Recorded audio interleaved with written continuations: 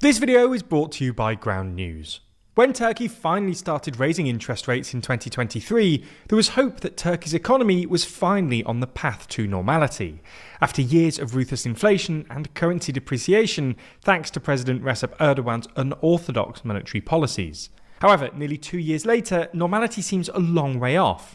Inflation is still running at 40%. The central bank had to restart its rate hike cycle earlier this year, and in the past couple of weeks, the Lira has resumed its apparently never-ending decline, nearing an all-time low of 40 to the dollar. So in this video, we're going to take another look at Turkey's economy, and why the Lira is still falling.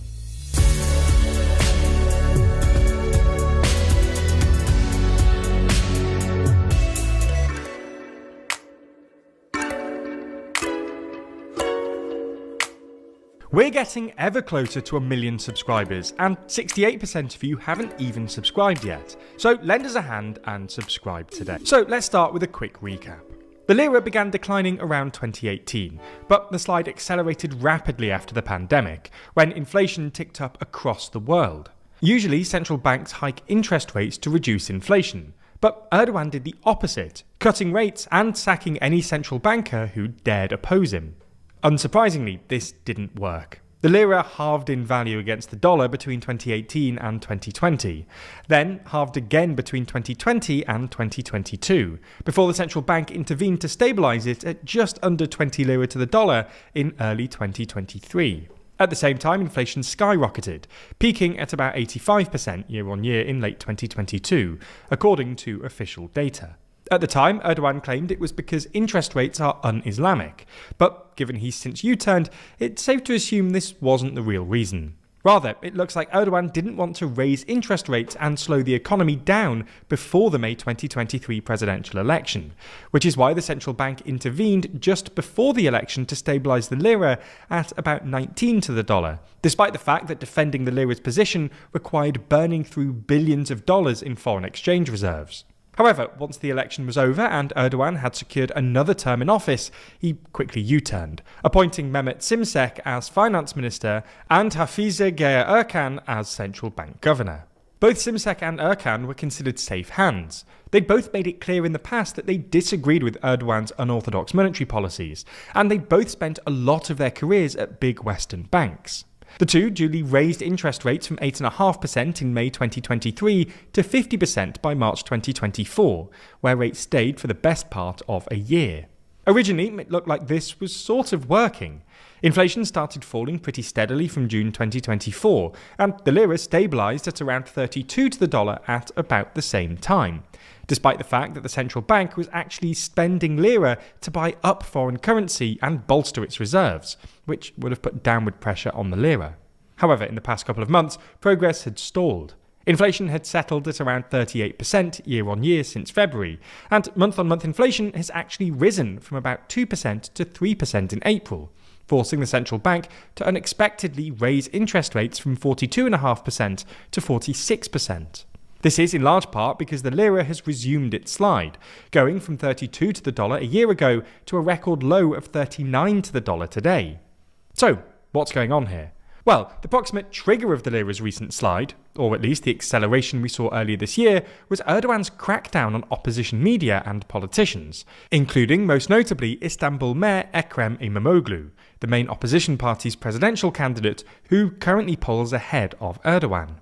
The crackdown and the prospect of Erdogan becoming president for life spooked international investors, who had tentatively returned to Turkey after the appointment of Şimşek and Erkan in 2023, triggering a slide in the Lira that was only halted when the central bank stepped in. But there are at least 5 other exacerbating factors at play here.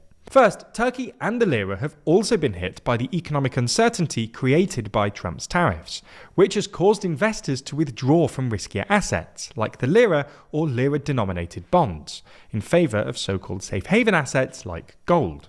Second, it's worth noting that, while a 46% interest rate might sound stupidly high, it's not that much higher than Turkey's current inflation rate of about 40%, which means the real interest rate, that is, the interest you'd get on a Lira deposit once you take inflation into account, is actually only about 5 or 6%. Third, the central bank spent much of 2024 spending billions of lira to buy up foreign currency to rebuild its foreign exchange reserves, which had been depleted by its defense of the lira in 2023. At the time, this didn't seem like a bad idea. There was tons of foreign currency flowing into Turkey as a consequence of so-called carry trades, which basically involve borrowing a currency with a low interest rate, then using that currency to buy a different currency with a higher interest rate, making a return that's roughly equivalent to the difference between the two rates. In this case, investors were borrowing dollars or euros and buying up liras to take advantage of the higher interest rates. Because interest rates were so high, this became a stupidly popular trade, and in mid-2024, the central bank was actually worried that the popularity of this carry trade would trigger a rapid and potentially destabilizing appreciation in the lira. This is why the central bank felt confident selling lira to buy foreign currency. They thought it was a good way of keeping the lira stable, but in retrospect, it looks like they were a bit too confident here. And once foreign investors started pulling out after Erdogan's crackdown, this excess of liras ended up stoking inflation and putting yet more downwards pressure on the currency. Fourth, things haven't been helped by Erdogan's persistently loose fiscal policy. Turkey ran a budget deficit representing about 5% of GDP in 2023 and 2024, far higher than most middle-income countries. And while the government has said it wants to bring the deficit back down to 3 or 4% of GDP in 2025, the first few months of this year don't bode well. In normal terms, borrowing rose by 25% year on year in the first quarter. Persistent deficits essentially mean the government is pumping more lira and more demand into the economy, putting downward pressure on the lira and stoking inflation. But the fifth and perhaps most important issue here is that ordinary Turkish people just don't believe that Erdogan is actually going to get a handle on inflation anytime soon. You can see this just by looking at inflation expectations. The latest data from the Turkish Statistical Institute, for instance, suggests that households expect inflation to be at 60% in a year's time. In a sense, this is sort of unsurprising. After all, year-on-year inflation has been running above 30% for nearly 4 years, and Erdogan has proved uniquely bad at bringing prices down. Anyway, this is bad news for Erdogan and co, because high inflation expectations can actually create higher inflation by making businesses more likely to preemptively raise prices and workers more likely to preemptively demand higher wages. If this is the case, then it looks like Erdogan's turn to monetary orthodoxy might be too little, too late.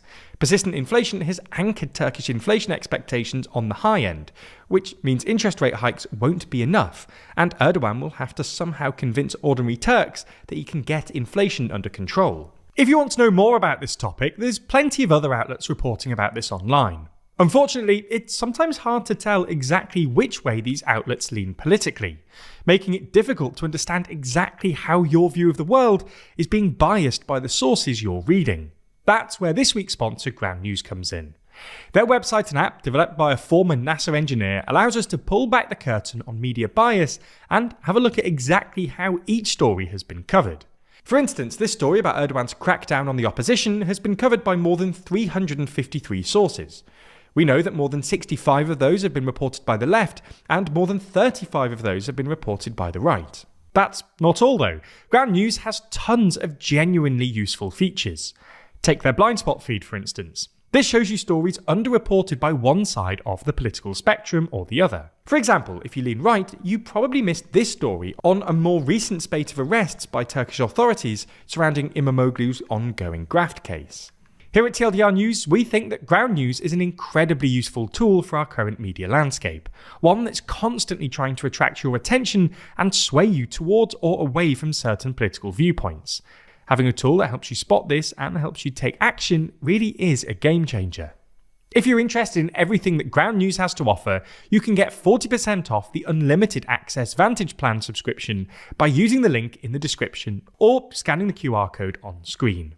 This limited time offer is only available here, so make sure you go to ground.news/TLDR or click the link in the description to get started and support an independent news platform working to make the media landscape more transparent.